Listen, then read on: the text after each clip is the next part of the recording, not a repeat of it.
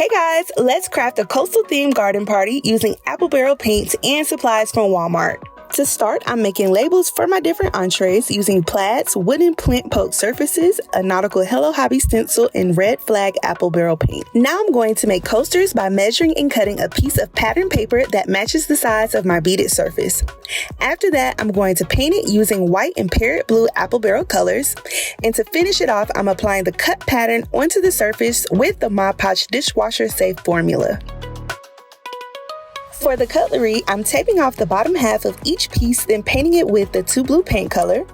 Now that it's dry, I'm going to seal it with more of the dishwasher safe Mod Podge. Now let's switch over to the matte Mod Podge formula to apply decorative tissue paper onto an oyster shell with a pre-drilled hole. Once the napkin has dried, paint around the edges with your choice of a contrasting color. For the napkin rings, I'm painting a beaded garland with a combination of our previously used apple barrel colors. And now that this is dry, I'm going to wrap it around the dinner napkin and tie on the Mod Podged oyster shell using twine. Last but not least, I'm going to create a vase centerpiece by base coating a mason jar and applying a few strips of the leftover napkins with more of the matte Mod Podge.